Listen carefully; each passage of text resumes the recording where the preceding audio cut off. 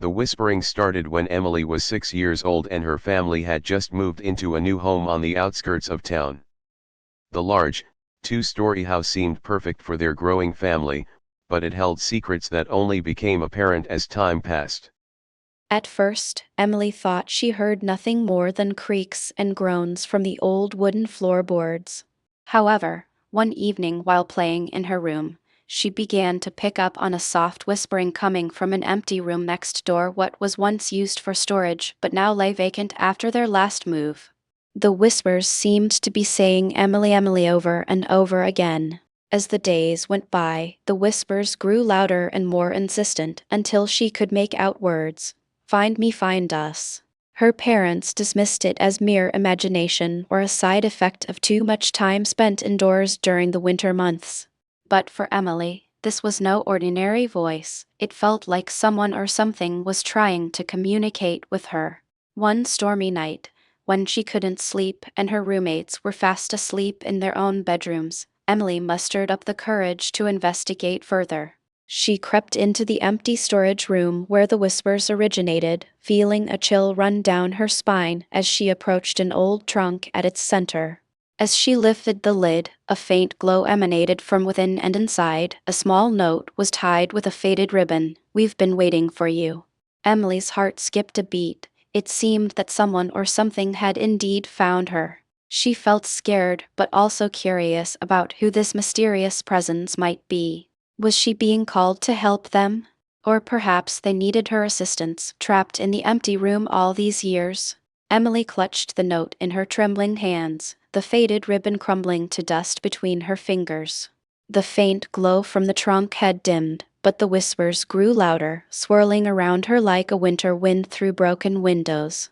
Not just us, the voices hissed, and now Emily could distinguish at least 3 distinct tones: a young boy, an older girl, and something else, something that sounded like static wrapped around human words. There are more. So many more. Trapped beneath the floorboards, behind the mirrors, inside the walls. He put us here, one by one, and only a child can hear us. Only a child can set us free. Emily wanted to run, but her legs refused to move. The storage room, which had seemed ordinary just minutes ago, began to change. The walls appeared to breathe, expanding and contracting like lungs, and the single bare light bulb overhead flickered not with electrical problems but with a rhythm that matched her own panicked heartbeat. The trunk at her feet snapped shut on its own, and when Emily looked down, she saw that her shadow was no longer following her movements. It remained crouched on the floor, head tilted upward, listening to the whispers with an expression of terrible hunger. Your shadow knows the truth, the boy's voice whispered. It's been here longer than you have. It belonged to the girl before you, and the girl before her. Emily stumbled backward out of the room and slammed the door shut, but the whispers followed her through the wood as easily as light through glass. That night, she didn't sleep. She sat in the corner of her bedroom with her knees drawn to her chest, watching the crack beneath the door for any sign of movement. At 3:33 a.m., a small piece of paper slid under the door. It was old and yellowed, covered in handwriting that looked like it had been scrawled in desperation. The note read, "My name is Daniel. I was 7 when he took me.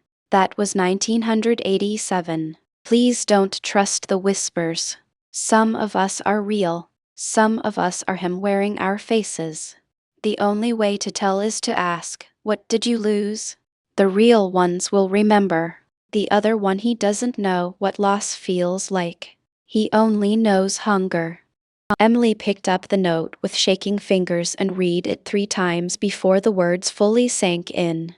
Someone, a real child, trapped somewhere in the house, had reached out to her. But how had he slipped the paper under the door? And who was he? The whispers had stopped now, replaced by a dead silence that pressed against Emily's eardrums like cotton. Then she heard something new, footsteps in the hallway outside her room.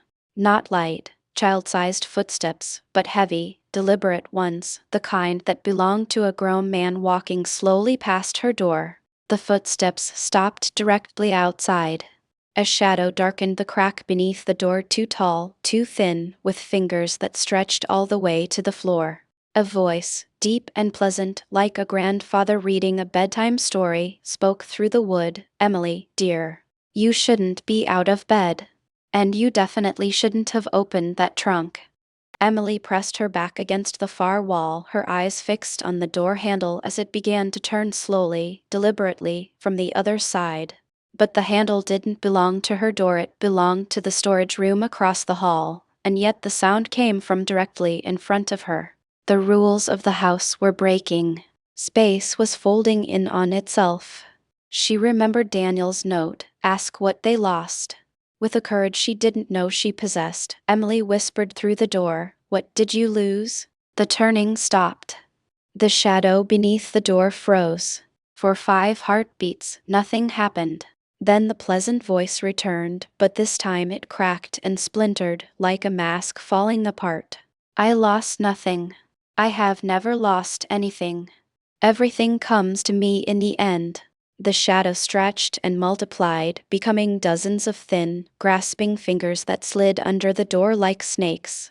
But before those fingers could touch her, a new sound erupted from the storage room, a chorus of children's voices, real and desperate, singing a nursery rhyme Emily didn't recognize. The words were old, older than English, older than the house itself, and as they sang, the fingers recoiled as if burned. "Run, Emily!" shouted Daniel's voice. "Run to the basement. There's a circle on the floor, a circle of salt and iron. He can't cross it. We've been keeping it safe for years, waiting for someone like you." Emily didn't hesitate. She tore open her bedroom door and fled down the stairs, the thing behind her howling with a sound that shattered every mirror in the hallway. Shards of glass rained down around her, and in each fragment, she saw a different face, children, dozens of them, all watching her with desperate hope. The basement stairs were dark and steep, and Emily fell twice, scraping her knees and palms, but she kept moving. Behind her, the howling grew closer, and the walls themselves began to bleed a thick, black substance that smelled of old sorrow. She reached the basement floor and saw it immediately, a circle of salt and rusted iron nails, roughly 15 feet across, glowing faintly in the darkness. Inside the circle sat 3 small objects, a tattered stuffed bear, a single child's sneaker, and a photograph of a family she didn't recognize, their faces scratched out with what looked like fingernail marks. Emily dove into the circle just as the thing reached the bottom of the stairs. It didn't have a true form, it was a collection of shapes and shadows and stolen voices, all writhing together like a nest of snakes. But it stopped at the edge of the circle, unable to cross. The children's voices filled the basement, no longer whispers but clear and strong. "He was the groundskeeper," Daniel said. "He lived here when the house was an orphanage, back in the 1940s. He didn't kill us, that would have been too quick. He just put us somewhere else. Behind the walls, under the floors, inside the empty rooms. And then he became part of the house himself, so he could keep us forever." Emily looked at the thing at the edge of the circle, and for a moment, she saw him clearly, a tall man in an old-fashioned groundskeeper's uniform, his face blank and smooth like a mannequin, with only his eyes showing the endless hunger inside. "You can't stay in that circle forever, little girl," he said, smiling with a mouth full of teeth that didn't match. "You'll get hungry. You'll get tired. You'll make a mistake." But Emily reached into her pocket and pulled out the note Daniel had given her, the one that had slid under her door. On the back, she now saw, was a final instruction: "The circle isn't a cage. It's a key. Step out and speak our names. All of them. He'll shatter."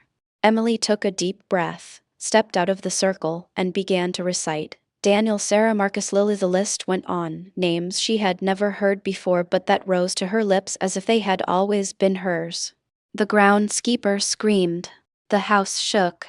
And one by one, the children walked out of the walls, out of the mirrors, out of the empty rooms, free at last. When the sun rose the next morning, the house was just a house again. And Emily was no longer alone. She carried 43 names in her heart, and she promised never to forget a single one.